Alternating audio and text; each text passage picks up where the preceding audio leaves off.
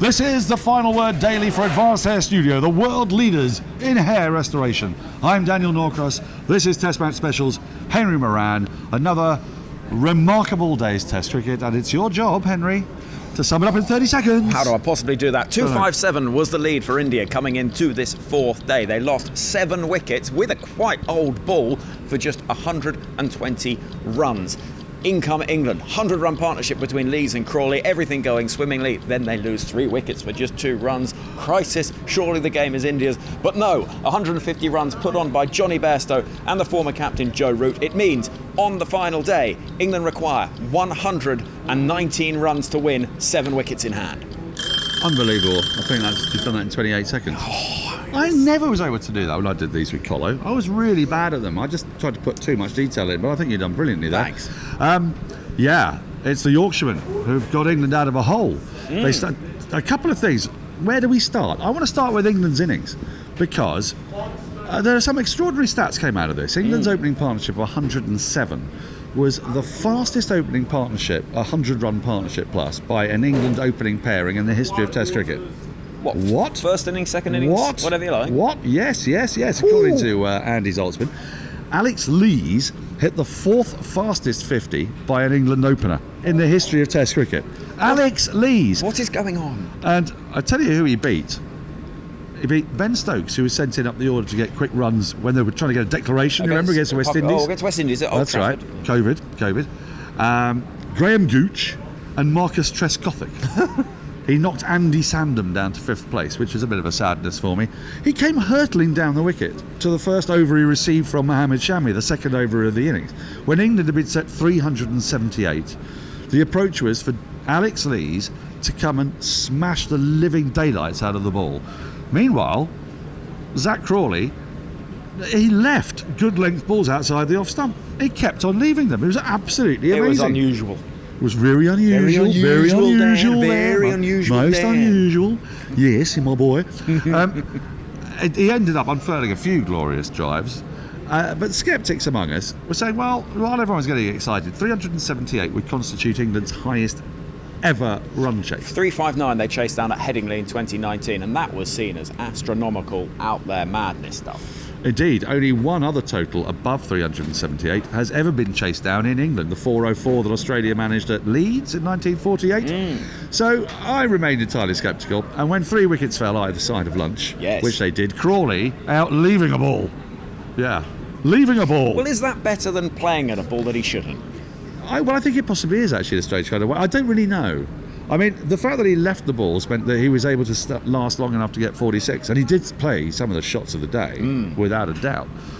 But it's kind of ironic that he's out leaving it, because I fancy a man like Crawley will just never leave a ball again now. No, we could have done with him not doing that, really, from an England point of view. Well, yes, from a Crawley point of view. Then there was an absolute stinker of a run out. Well, first Pope was out nibbling for a duck off his 3rd ball, Bumrah with both wickets, and then a stinker of a run out. Wasn't it? Oh, that was the place out. It was horrible. I think it was Lees' fault, didn't you? Yes, because he set off rather hesitantly. It's, like any of these things, you've got to show decisiveness. If you're sort of heading towards a queue at the same time as somebody else, you don't mess about. You make sure you get there first. Don't be sort of polite about it. You get to that queue. Oh, what would you do to get into a queue? Anything you want. Well, yeah. Just move faster. You wouldn't barge them out the way. You wouldn't barge them out the way, but you don't. You just act with decisiveness. I know what you mean. You know what I mean? I find like this on the tube, actually, in the underground system in London. I do hate it when people dawdle just in front of the entrance or exits. Get on with it. Get on with it. And Lees did not get on with it. I'm afraid he dawdled. He did a bit of ball watching, and then he was out. And he was looking as... I don't know if he was looking as fluid. He was looking as aggressive as I've ever seen him. But that just set the scene.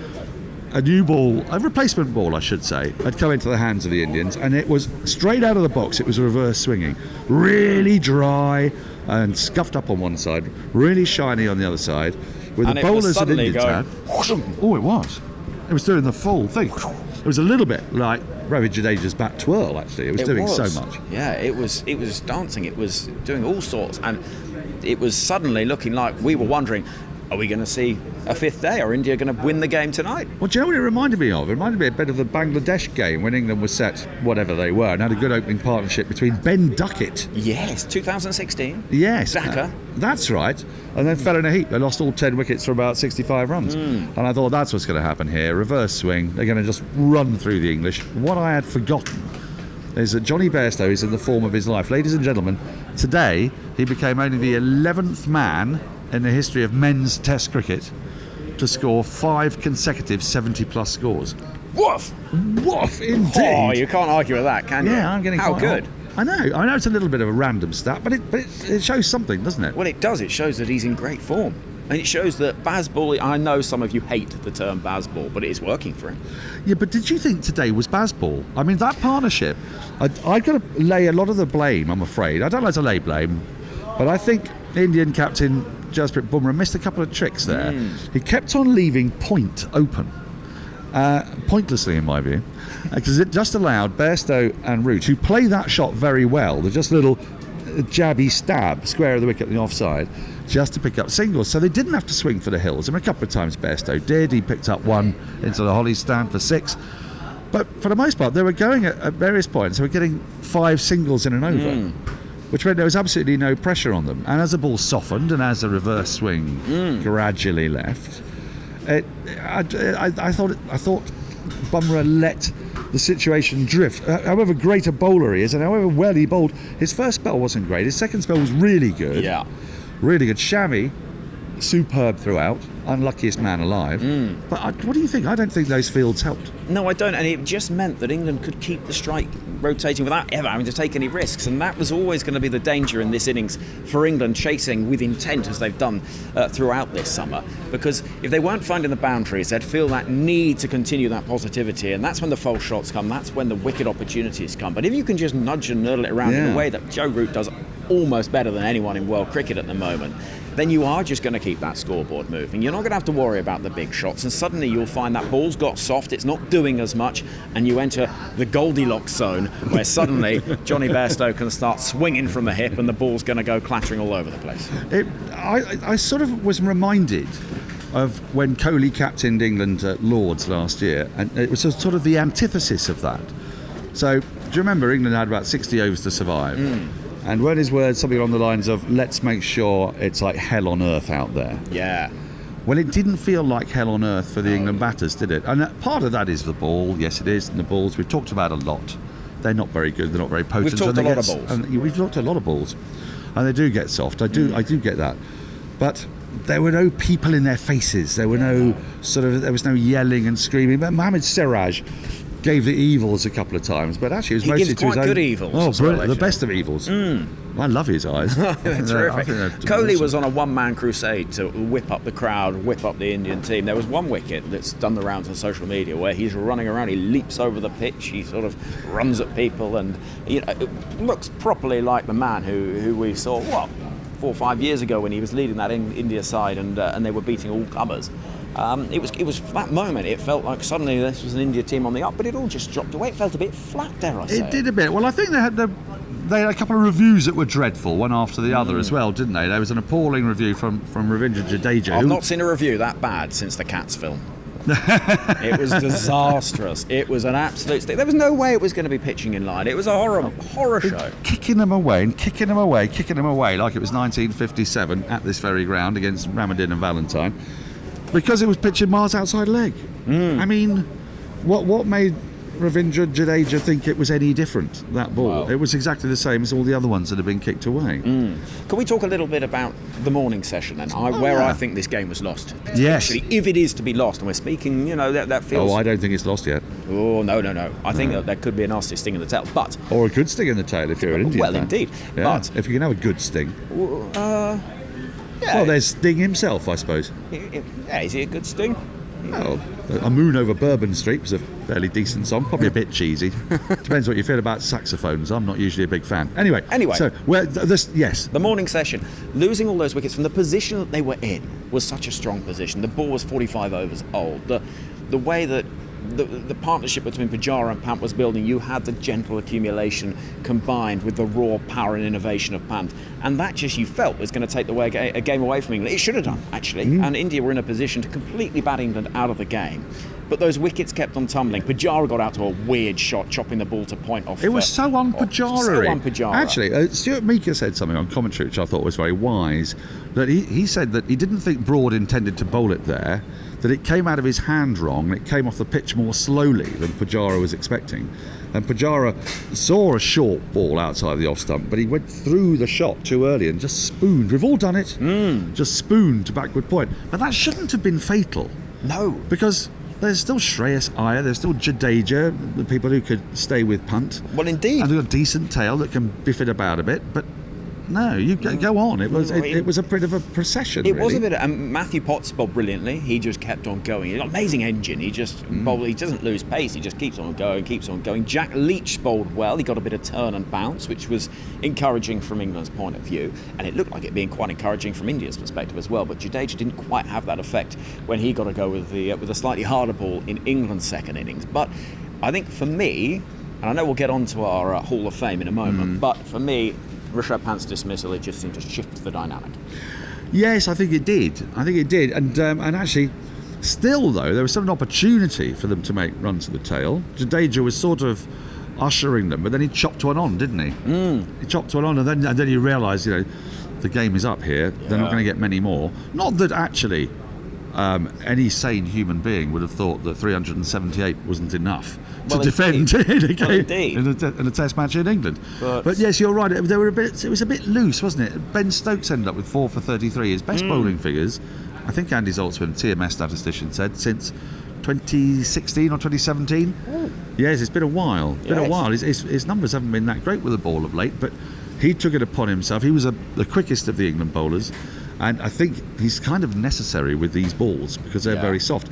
England ended up not taking a second new ball. They went for the bang it in approach, and I was ready to go both barrels. Going, what? Not again? But it worked. It worked, yeah. Bumrah holed out. But we won't mention that. Shardul Thakur and everyone holed it out this time. Yeah, they did. That was a tale of India's innings. So, was it complacency? Was it just poor judgment? Was it bad luck? I don't know. I mean, what we should say is that Rishabh Pant had an amazing game and ended 1 run short of the most number of runs scored by a visiting wicketkeeper in a test match in England. Really? Yeah. Oh, who's got the record? Gilchrist? Well, I think it was Farouk Engineer, weirdly. Really? According to Andy Zaltzman. Yeah. Oh, what a lovely but he's got 100, he's got a 50 in this game. He may well yet end up on the winning side, and if he does, probably he'll be man of the match. Yeah. Now then, yes, it is time, ladies and gentlemen, for the Advanced Hair Studio Hall of Fame. So, who are we putting in this year's Advanced Hair Studio? This year? Today's Advanced Hair Studio Hall of Fame. We'll come to that in a moment. First, we're going to tell you about an offer. advancedhair.com/final word. 15% off. Complete. No, you've lost more than 15%. No, it's at least 35, I would have said. 15% off the cost of fully restoring your hairless bumps like mine. 100% guaranteed. Always works. 15% off is a sizable amount of money, and you could be transformed. You could be the next man in front of an actual camera as opposed to Henry's camera, a real one with runners and studio guests and really nice food from the canteen and adoring throngs. People, because hair is important in this world. I know this from simply being out and about. The ones with hair, they get away with moida. Those of us without. So, advancedhair.com, final word, /final word, advancedhair.com /final word, 15% off. They are the world leaders in hair restoration, 100% guarantee. So who are we putting in the Hall of Fame? Well, I think we've mentioned it already, haven't we? Yes, it was the Rishabh Pant dismissal. An attempted reverse sweep. I thought he'd got a little top edge on it through to Joe Root, who stood motionless at slip and took a good low catch. But no, it came off the sticker on the bat, right off the face of it, and it went flying into the hands of Root. Good sharp catch, turned the game. And how glorious that Rishabh Pant, even in the circumstances, still looking to play a reverse sweep, still played it pretty well. Unlucky enough to get caught by a good piece of fielding from the former England skipper. I've never seen a dismissal like that before. I've seen people caught slightly going to their left, someone like, say, Sarah Taylor anticipating a sweep. Yes. There was a bit of that. I wonder if Root got lucky, because he should probably have anticipated that the ball was going to go further to his left. Instead, it went directly behind the stumps. Basically, it missed Sam Billings by a whisker, and Root just couldn't believe his eyes. Oh, there's the ball. So it was a sort of catalogue of weirdness, but it's lovely to come to a cricket ground and never see something you've never seen before. Only thing is, we've been coming to cricket grounds throughout this summer for 3 tests against New Zealand and 4 days now against India, and every day I'm seeing things that I have never seen before. Henry, tomorrow, England require 119 runs, India require 7 wickets. Will England level the series? Will India win the series? The ball is 57 overs old, I believe. 57 overs old. The rate England are going, needing 118, they could knock that off, or nearly all of it off, before India get their hands on a second new ball. So they're going to have to try and find a way to conjure wickets with this soft, spongy, marshmallowy mozzarella mess, as you described it yesterday. I didn't say it was a mess. No, just mozzarella ball. Right, thank you. So, how's it going to go? Oh, I was hoping you wouldn't ask me, because I don't really know. It should go. It should go in England's favour, because all evidence dictates that India look bereft of ideas. But everybody does with that ball. It's not just India. It's the ball. If 2 or 3 wickets fall quickly, as we saw early on in the England innings, then everything changes. England's tail isn't the best.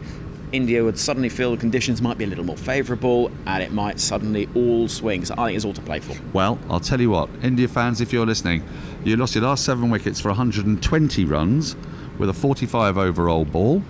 England need 119, and they have 7 wickets in hand with a 57 overall ball. So I would say it's 50-50. It could go either way.